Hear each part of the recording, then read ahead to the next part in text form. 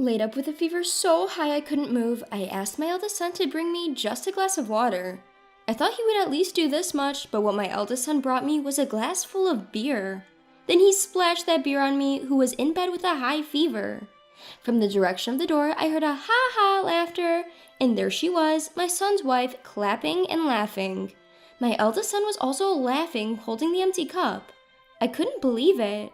I was feverish and dazed, but that scene burned clearly into my eyes. "Clean the house by the time we get back, haha." I had tolerated Mark and his wife's selfishness up to now, but I couldn't stand it any longer. "Yes, I will clean it," I said, enduring the pain in my throat so that my son and his wife could hear. "My name is Helen. I'm a 73-year-old housewife. My husband, George, is 75 years old. Now that he's retired, he teaches calligraphy to children at a nearby community center. My husband, who has been practicing calligraphy since he was young, had always dreamed of opening a calligraphy class after he retired. I was happy to see him realize his dream and head to the community center with a smile every day. We have 2 sons. The younger son is married and has 2 elementary school-aged children.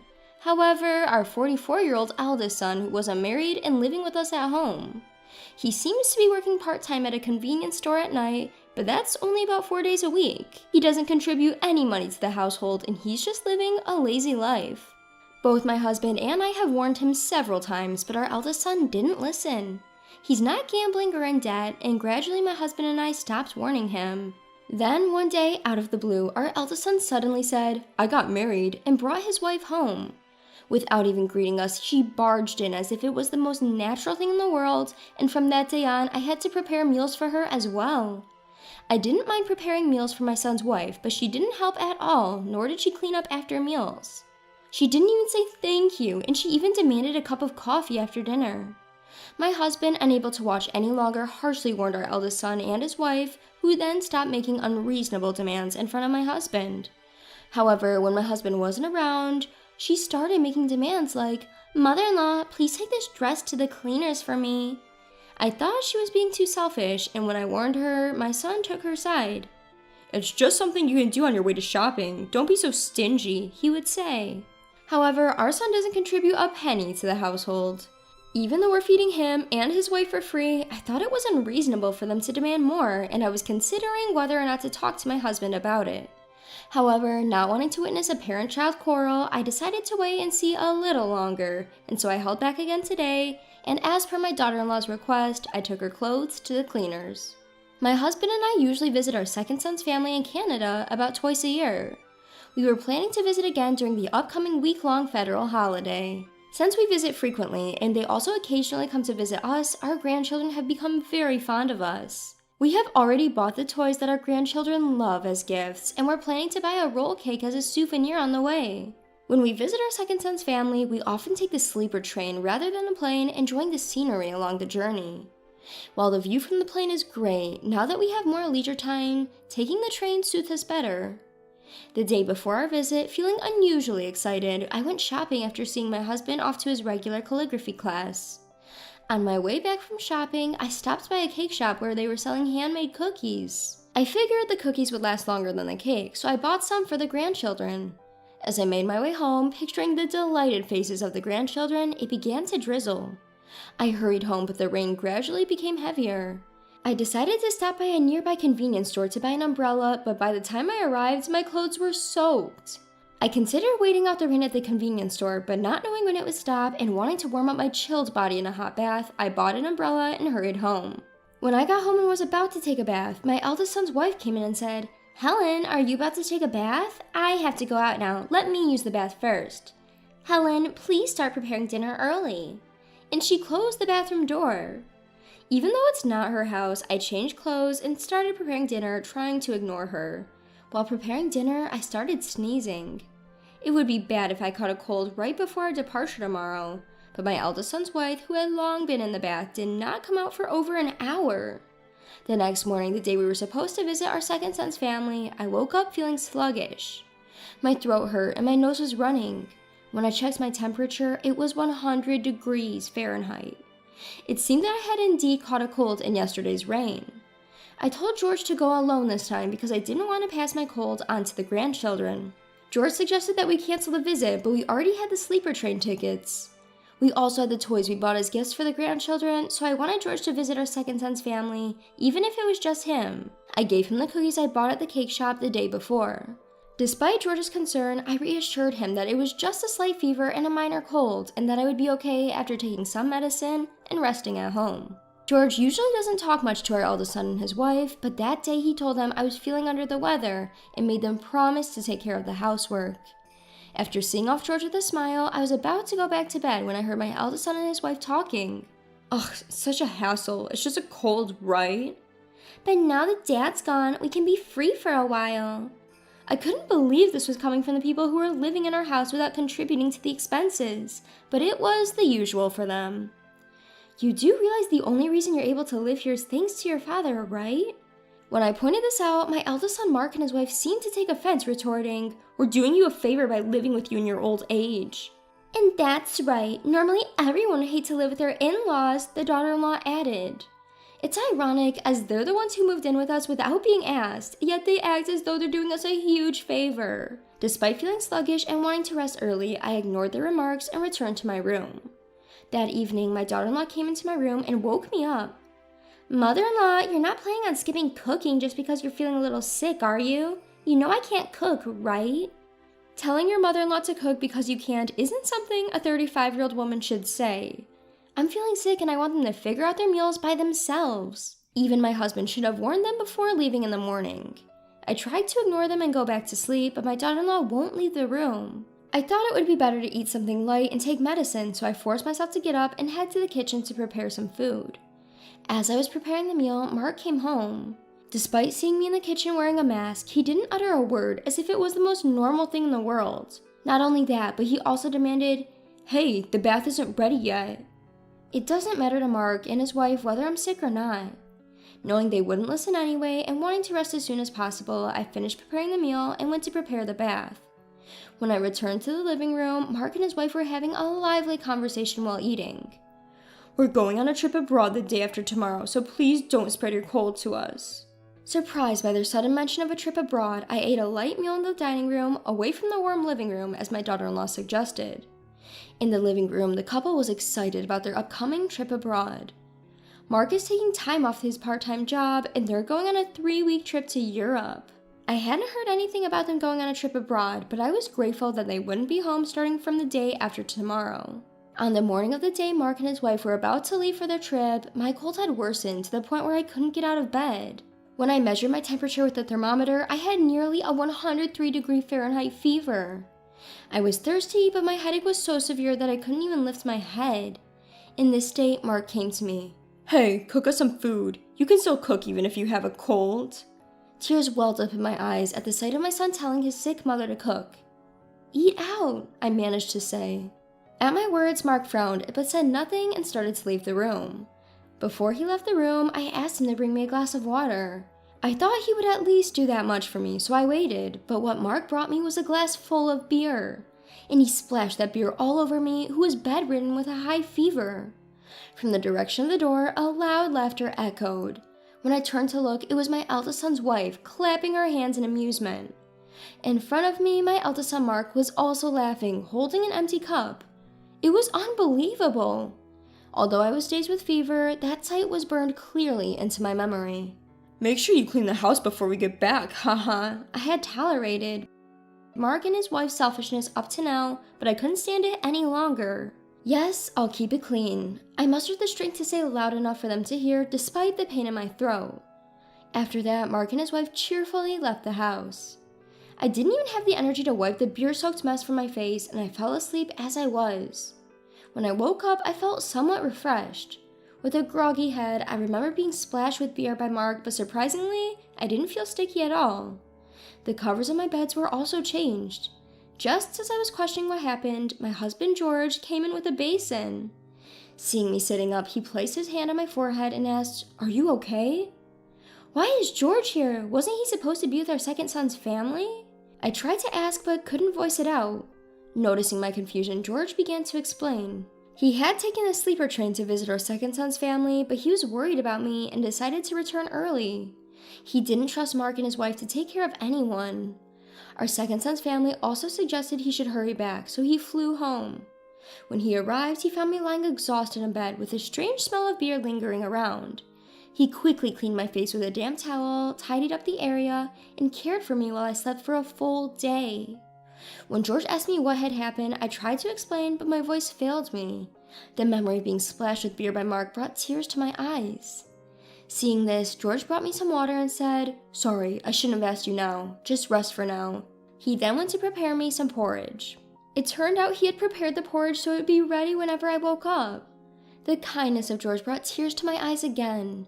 Thanks to George's care, I regained my energy in about 2 days. When I told George what had happened while he was gone, his face turned stern. "I can't stand it anymore." Yes, me too. 3 weeks passed since Mark and his wife left for their overseas trip. While I was enjoying peaceful days with George, my phone rang. It was a call from Mark. "Here it comes," I said, pressing the answer button. "What the hell? Why is our house gone?" "Well, didn't you say to clean the house? Haha." After I recovered from the cold, I told George everything about Mark and his wife's actions. How they forced a sick me to take care of things. How they threw beer on me who was bedridden with a high fever and went on an overseas trip themselves. After hearing my story, George muttered, "I can't stand it anymore." Until now, I had always been the one to calm George down, but after this incident, I didn't feel like pacifying him anymore, because I myself couldn't forgive them. Actually, my husband George and I had been secretly planning to build a new house without telling our eldest son and his wife. The house isn't finished yet, but we've moved into a monthly rental apartment and sold our house in order to stun them with the news. We had been told that someone wanted to buy our land to build a shop, so the sale happened quickly. Originally, we had planned to keep the old house for our eldest son and his wife, but after the way they treated us, there's no need to consider them anymore. The place has already been turned into an empty lot, so they must have been shocked to find the house gone. The new house will be completed in about 2 weeks. A carpenter we know has allowed us to store our belongings and furniture there in advance, as we've explained the situation to him. We dispose of all of our eldest son's and his wife's belongings. When we told him this, our eldest son shouted, "Are you kidding me? I'll report you to the police." His wife was also yelling in the background. At that moment, my husband George took over the phone and I switched it to speaker mode. He said to our eldest son in a low voice, "Go ahead, tell the police. I'll tell them too. You guys threw beer at your sick mother and then went on a vacation abroad. You even forced her to do housework while she was sick. Who do you guys think is a bigger sinner, you guys or us for disposing of your things?" My husband's face as he spoke to our eldest son was like a villain's. "This has nothing to do with that. In selling the house, where are we supposed to live? Where are you guys even staying?" Our son yelled back. George replied, "That house was originally ours. It's our right to sell it. Plus, you're no longer our son. Don't contact us anymore." And then he hung up. 2 weeks later, we got a call saying that our new house was completed, so George and I headed over. The call was from the carpenter, a friend of George's. He's about 60 years old and the site supervisor. He showed us around the house, explaining the layout. We designed it as a single-story, accessible house, keeping our future retirement life in mind. It's an even more beautiful house than we imagined, and we can't wait to start living there. The furniture we had left in the living room had been moved by the carpenters. When I thanked them, they laughed and said, "No problem. George really helped us out back in the day, so this is nothing." And so the two of us, George and I, started living in our new house. The house was even more comfortable than we had imagined, and our life was peaceful without our eldest son and his wife around. However, about a month after we moved into the new house, our devilish eldest son and his wife showed up. Neither George nor I had told them our address, and our younger son Mark and his wife shouldn't have told them either, because we explained the situation. They probably hired a detective or something to find us. "Hey, it's not fair for you to sell the house, dispose of our stuff, and then move to such a nice place by yourselves. As your eldest son, I have the right to live here, don't I?" said our son, glaring at us with large bags in his hands. We had intended to cut off ties with them, but we were stunned to see our eldest son and his wife, who were clearly intent on moving in. Just then, George came from the back of the house. "What are you guys here for?" "To what end? After taking our living place, how dare you ask such a thing? From today, we're living here too." As they were about to step in, the front door opened. "Huh? Mark, what are you doing here? Here to cause trouble again? Come on, you're old enough to stand on your own 2 feet. Stephen said with a look of disbelief on his face. Beside him were his wife with their 2 grandchildren. They were visiting because the new house had just been finished. After relaxing at home for a while, Steven's family had gone to a nearby convenience store. Who is that? Are they bad people? The 5th grader, Sophia, said it so innocently. The husband who had just been about to drive Mark and his wife away suddenly had an idea. While Steven's family is staying for a week, you two should also stay here. I won't allow you to squat here indefinitely, though. With that, he welcomed everyone at the entrance into the house. The living room gathered, and the first to lounge on the sofa was Mark and his wife. Man, I'm beat, mother-in-law. Can I have some coffee? I'll take mine black. Steven's wife was taken aback by the casually made request of Mark and his wife. At this, the grandchildren rushed to Mark and his wife. Why can't you two do that yourselves when you're adults? Even I, a kid, can pour my own juice. The innocent comments of the grandchildren made Mark's wife uncomfortable, and she went to pour her own coffee. However, the grandchildren's why attack continued. Why can't you cook even though you're an adult woman? My mom can cook anything. Why don't you clean up after yourself? Both my dad and I always clean up the plates when we're done eating. Why can't you do that? My sister and I always do it ourselves. The grandchildren, perhaps due to good upbringing by Steven's wife, are responsible and often help her. Steven also doesn't just leave everything to his wife, and they work together. Therefore, it was probably perplexing for the grandchildren that Mark and his wife didn't do anything themselves. At first, Mark and his wife had retorted, but the why attacks didn't stop, and by the end of the week, they were both exhausted. Mark's wife in particular seemed to dislike being called auntie. Don't call me auntie, she told the grandchildren in earnest. But when they replied, why not? You're an auntie, aren't you? You're not young enough to be called sister. She was shocked. Even I and Steven, who were listening nearby, couldn't help but laugh. After Steven and his wife left, we sent Mark and his wife away. They were worn out by our children's incessant, why are you attacking us? So we were able to drive them away without much resistance. However, a few months later, we received a message asking, can you lend us some money? Up until now, they had been staying in our home, eating our food without paying a cent in rent or living expenses. Since Mark, our eldest son, was making enough money from his convenience store job to cover all expenses, it wasn't a problem at all. Now that they had been kicked out of the house, Mark and his wife were supposed to start paying for their own rent and living expenses. Yet they kept spending money as they used to, seemingly living off borrowed money without any savings to speak of. Their only income was Mark's salary from working at a convenience store 4 days a week. Mark's wife, it seemed, had no intention of working. Considering their situation, it was audacious, to say the least, for them to ask, can you lend us some money? We will never lend you money in the future, nor will we help you, we told them, and then blocked Mark's number. A few days later, while my husband and I were out, we received a call on my husband's phone from our home security company. There was an intruder in our house, and they sent us the video footage. It turned out that Mark and his wife were trying to sneak into our house through a window. It was pitiful that they were resorting to breaking into their parents' house to steal money because they were broke. At least they hadn't caused trouble for others, but that's not saying much. Mark and his wife were quickly apprehended by the security and were taken away by the police, who were called to the scene. They were released because they were family, but not before being harshly scolded. Since then, Mark and his wife stopped forcing their way into our house or trying to break in. We have both blocked their calls, so we never receive phone calls from them. According to Steven, our second son, he also received a request for money from Mark. Apparently, Mark had borrowed money from loan sharks and was now on the run because he couldn't pay it back. You reap what you sow, pay back the money you borrowed yourself, Steven said, and blocked Mark's number as well. We don't know what happened to Mark and his wife after that, but we chose to forget about the people who would laugh as they poured beer over a sick person. With no involvement with Mark and his wife, my husband and I are enjoying our peaceful, everyday lives.